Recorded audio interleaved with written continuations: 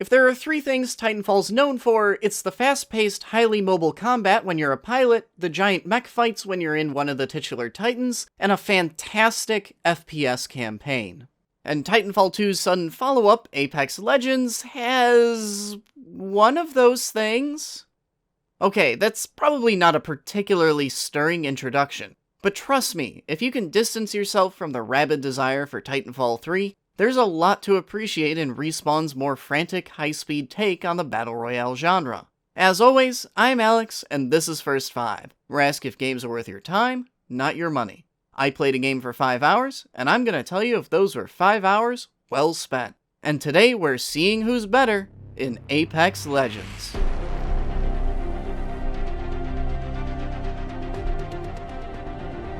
It's a tiny bit reductive, but the easiest way to describe Apex Legends is that it took the Battle Royale genre and made it a hero shooter. At the center of the game are the titular Legends, 8 different heroes that all come with their own specialized kit with 2 abilities. Pathfinder, for example, will feel pretty familiar to Titanfall players, zipping around with his personal grappling hook and setting zip lines for his team to use. Which, speaking of, Apex Legends is a team game, and only a team game. No solo queue here. Every match lumps you together with 2 other people, and you're even given a very slick-looking character select screen so you can coordinate some sort of team composition. And then once your team hits the ground, you'll find a very different game than you might be used to from the Battle Royale genre. Sure, there are still familiar elements like a shrinking arena, all the gun looting, and the last man standing victory condition, but Apex Legends is a much more fast-paced and vertical game than some of its competition. Sliding down hills lets you cover ground at a blistering pace, and there are zip lines and a shockingly generous mantling system in place to facilitate constant changes of elevation. Combine all that with a smaller map, and matches of Apex Legends are dynamic, arcadey 20-minute affairs that offer something different from PUBG's sniper duels in the woods and Fortnite's building wars. Apex Legends' other strong point is just how easy the game makes it to coordinate, even without a mic. Seriously, other games need to take notes from what they're doing here. There's an extensive and intuitive callout system for pinging pretty much anything you'd ever want to tell your team about. The game also assigns a jump master for each team whose job is to figure out your landing plan and guide you to Earth. You can still decide to head out on your own, but it does a lot to cut down on squabbling and indecision in the plane. Communication options like these take the usually intimidating and frustrating experience of solo queuing with strangers and instead makes you feel like SEAL Team 6. The game makes all kinds of additional personal tweaks as well. My favorite is how they treat getting killed in a match. You know how in other battle royales, someone in the squad often gets picked off in an early skirmish and then just kind of has to sit there and watch their friends play for a half hour until the next match starts? That almost never happens in Apex Legends. If you get downed, you have a few additional defensive options to keep from dying entirely, such as a shield you can deploy. And even if you do die, your teammates can grab a banner off your body and bring you back into the game at designated revive points. Even if you're out of a fight, you're rarely out of the game for long.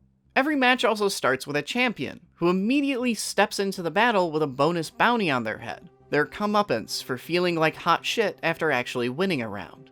And the team with the most kills similarly gets a bullseye placed on them, with their faces emblazoned on TVs all over the map. That said, there are a few clouds hanging over Apex Legends' head. Respawn's clearly aware of them too, as their own lead producer, Drew McCoy, already said it best. We're doing a free-to-play game with essentially loot boxes after we were bought by EA, and it's not Titanfall 3. Luckily, most of those clouds are already dispelled by Apex Legends' fantastic gameplay loop. The sole sticking point is the monetization system, which, while not necessarily onerous, might grind a few people's gears. For the most part, it doesn't step far out of line from what you'd expect from contemporaries like Fortnite or any MOBA that isn't Dota. But it's a free-to-play triple crown, with cosmetic loot boxes, characters you have to grind to unlock, and what's looking like a Fortnite-style season pass yet to come. The main sticking point will be picking up the legends themselves. You already have to unlock 2 of the 8 starting legends, and I have no doubt that any inevitable new heroes will have to be as well. MOBA players will instantly recognize this system. Grind for a dozen hours and get the in-game currency to unlock a hero, or fork over $10.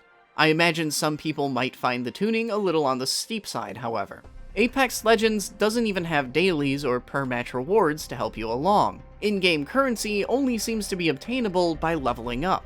It's going to take you 20 levels to unlock a hero, and every level takes longer than the last. After 5 hours, I'm only a third of the way towards being able to unlock a new character. Farming one legend might be feasible, but I shudder to imagine trying to get a second or a third if the XP requirements for leveling up continue to scale upwards. Apex Legends is technically a free-to-play game, but if you at all value your time, go into this game just assuming you're going to be paying out of pocket for any heroes you want to unlock. But with that warning, it's time to ask, what do you get out of 5 hours with Apex Legends? The answer's an absolute blast. The map's small enough that after 5 hours, I've pretty much seen every corner of it and have all of its most common hotspots memorized. Same with the different characters' abilities and the plethora of different weapons. After 5 hours, Apex Legends feels thoroughly known, but not yet completely played out. If you can't tell, I'm really enjoying my time with it.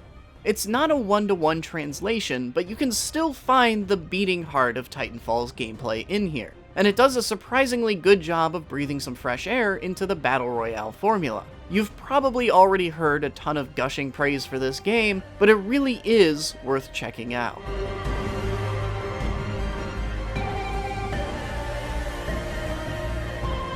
Hey, I hope you enjoyed this first 5 review. If you're looking for games that value your time and don't pad themselves, I'm your guy. And be sure to check out some of my other reviews or some longer form content while you're here. But regardless, thanks for watching this far, and I'll see you all next week.